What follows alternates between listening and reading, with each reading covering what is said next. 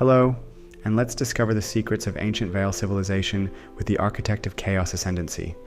The VAAL skills are special versions of regular skills that require souls to be used, which you obtain by killing monsters or damaging unique enemies. Using VAAL skill also triggers a soul gain prevention timer that stops you from gaining new souls. Importantly, it scales with the duration modifiers.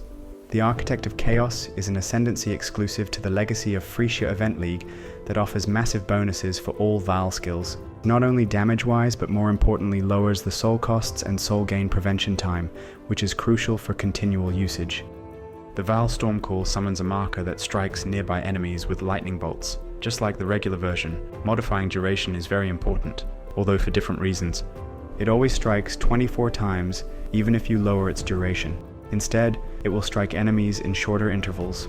Thanks to this combination, your single use of VAAL Stormcall will usually kill enough enemies to instantly fuel your next use. However, it won't be enough for bosses. To help with that, you will need the Soul Ripper Flask, which grants you VAAL souls upon use, effectively converting flask charges into souls. To scale the damage of your VAAL Stormcall, you can use any typical method for spells. There are no wrong answers here. We opted for stacking lots of maximum life with the Wrathpith Globe Shield, as it is an easy and affordable way to improve spells that do not require cast speed. The Dissolution of the Flesh is mandatory here. You will now reserve your life instead of losing it, and unreserve it all at once if you don't take damage for 2 seconds. It offers massive protection against big hits, but it is weak against constant damage sources. The clear speed is very good and satisfying. You will have great area coverage and fast movement. The VAAL playstyle offers massive bursts of damage, but you will need to wait for flask charges against harder bosses. You will need a well-rolled Soul Ripper Flask to get started. Other than that, the build is not very expensive, but still not suited for League start.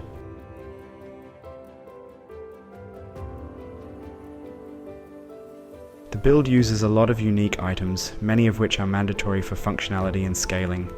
The Time Clasp and Flask setup is non-negotiable, while the life stacking setup can be replaced with other ways of scaling damage. The Soul Ripper is a necessary flask to grant you souls during boss encounters, but also helps during clearing. Aim for the lowest maximum charges possible. You can use it only when it is fully charged. Make sure to automate it with Instyling Orbs. With this jewel, you can convert keystones in radius to the Traitor, which grants you flask charges for each empty flask slot. It also adds extra bonuses to nearby notables. Look for increased flask charges gained, or Frenzy and Onslaught on kill. With a rare Dusk Ring or one Time Clasp ring, you will lower the prevention time to 0.1 second, which is already hardly noticeable. To remove it completely, you will need both rings. That way you only need 9% reduced duration here, so you can try to get useful Corrupted Implicit more reliably. Divinarius is the best weapon for this build. It grants you tons of damage, increases your area of effect, and improves your critical strike damage against stronger foes. The critical strike chance during clearing weaker enemies is also very useful, as you won't use Assassin Mark against them. The Wrathpith Globe Shield provides all the increases to your spell damage and critical strike chance you will ever need just by stacking maximum life, which also makes you naturally more tanky. The life sacrifice further encourages you to use the Dissolution of the Flesh jewel. Dissolution of the Flesh grants tons of maximum life, but removes your energy shield. It makes you very durable against single hits, but removes any means of recovery during combat. You will need to avoid taking damage for 2 seconds to unreserve all your life at once, which requires immunity and avoidance against damage over time effects. Keep in mind that the damage prevented by Petrified Blood causes you to lose your life, bypassing the reservation. It will be nullified by Life Recharge from Eternal Youth Keystone and optionally Leech, but can be deadly in maps with reduced recovery, or if you trigger the life sacrifice at the wrong moment. Chaom's Heart grants you a massive amount of maximum life, but doesn't provide any sockets. You should look for useful Corrupted Implicit, such as increased maximum life, or protection against critical strikes. Replica Dragonfang's Flight grants a lot of damage via additional gem levels. You need a total of 10% reservation efficiency to use all auras, which can be obtained here and on your jewels. It is actually possible to remove the soul gain prevention without the Architect Ascendancy, which involves the Warped Timepiece Amulet and Soul Catcher Flask. However, it is a very high opportunity cost, so it is rarely used. The Triumvirate Authority is another noteworthy mention if you want to replicate this build without the Architect Ascendancy. The biggest problem here is the random nature of possible modifiers paired with a low initiative to farm this boss otherwise, so the ideal ring might never exist. Thanks to the Watcher's Eye, you can get an immense amount of elemental penetration when using both Wrath and Zealotry. Other modifiers can also be useful to improve your damage, although they are not as powerful. With the Forbidden Flesh and Flame Jewels, you can borrow a lot of useful notables from all Templar base ascendancies. The Arcane Blessing is cheap and universal, as it simply grants you 20% more spell damage. This setup uses very few rare items. You primarily need to cap your resistances and get as much maximum life and critical strike multiplier as possible. You will need two special bases, the Archdemon Crown and Dusk Ring. The Archdemon Crown helmet increases the levels of your main skill by 2 at the cost of support gem levels. At first you will only need a single mod obtainable by Essence of Hysteria. Later on you should include Shaper Influence, which provides extra hypothermia support for socketed gems. Do not settle for concentrated effect support, it ruins your clear speed. On rare boots you will want high maximum life, movement speed, and lots of elemental resistance. It should also provide some avoidance against bleeding or poison, which can be obtained as Eater Implicit and regular suffix added via Crafting Bench. On rare gloves, look for high maximum life and elemental resistance. It can also provide a bit of damage or area of effect with crafted prefix modifiers. Use Eldritch Implicits to apply Unnerve and Lightning exposure with your hits. The Dusk Ring is a special base that lowers the duration of your skills when equipped on the left slot. It can be obtained from Reflecting Mist, which allows you to get much higher rolls than usual. Look for one that grants a high bonus to maximum life and positive resistances without too many downsides, or sell 5 bad ones to the vendor to receive a clear crafting base. Use a Stygian Vise Belt with high bonuses to maximum life and flask charges gained. It should also provide elemental and chaos resistances. Later on you can upgrade it with Hunter Influence to increase your maximum life further. Use the Abyss Jewel to get important utility. You will need reservation efficiency and bonus avoidance for bleed and poison to make dissolution of the flesh more comfortable. It can also grant lacking resistances or attributes.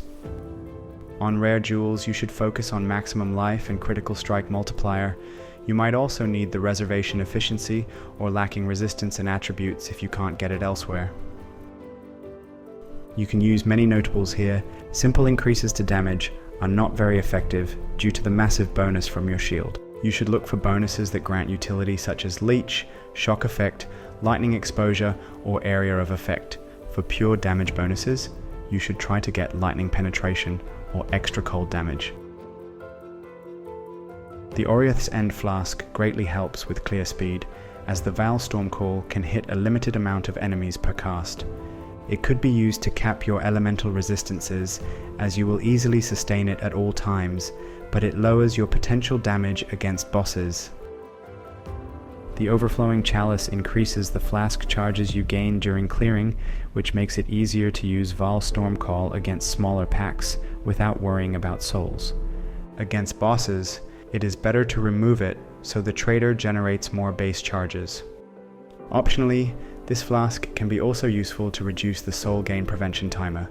It also boosts the damage of your VAAL skills. When combined with the Vial of the Ghost, it can be upgraded into Soul Ripper Flask, but it is not always a cheaper option, as that flask can also be obtained from the Damned card.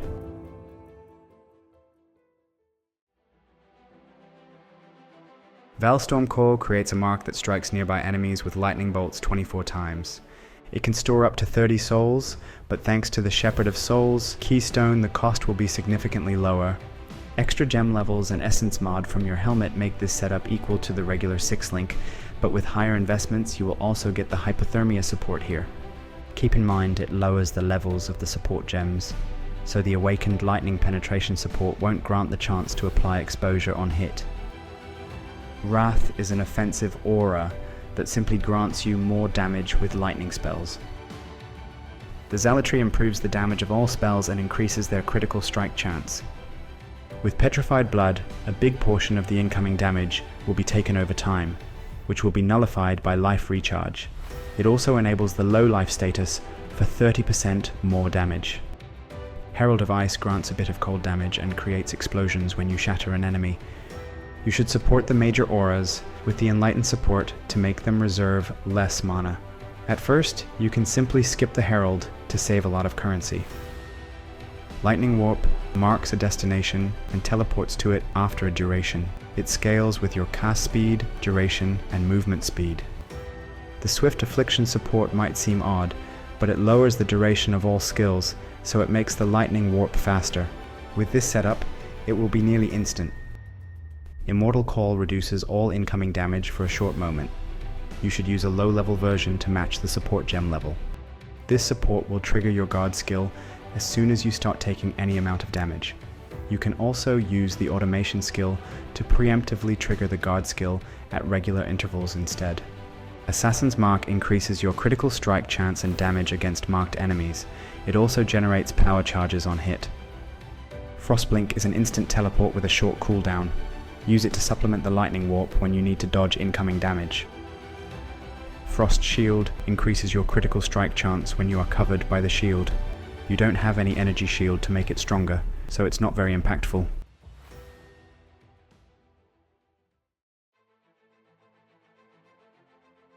We recommend helping the Alira Bandit. It will make your gearing process much easier. For the major Pantheon power, you should pick the Soul of the Brine King to prevent getting frozen. The Soul of Aberath will significantly reduce the duration of ignites on you, and the Burning Ground no longer will prevent you from unreserving life. The final build requires multiple endgame gear pieces, so for leveling you will need a more usual spellcasting setup. Thankfully, the leveling process for Templars is very smooth and easy. You will have very easy access to many useful notables that boost your damage and survivability. You can use the regular Storm Call, and occasionally use the VAAL version to burst rare and unique enemies during the campaign, and progressively rely more on the VAAL version as you acquire necessary unique items. The life stacking approach is not very effective without them, so you should make some adjustments to the passive tree. For our recommended leveling setup and passive tree progression, visit the written guide on the website. The final passive tree is fairly spread out to reach all the necessary notables and keystones. You will need the duration cluster for the massive reduction it grants. Unfortunately, there is not much choice here, as there is only one source of it on the entire tree. The Eternal Youth makes your life recharge, and since you reserve life instead of taking damage, it is always active, which is usually enough to offset the damage mitigated by the Petrified Blood. The Pain Attunement grants you a lot of damage, but the nearby notables are also important. The Arcane Expanse grants you a lot of area of effect, while the Tolerance and its Mastery grant you a lot of avoidance against poison and bleeding, as well as immunity against corrupting blood. We encourage you to give this build a try. This league is possibly the only occasion to achieve this playstyle so easily. Thank you for watching, and see you in the next video.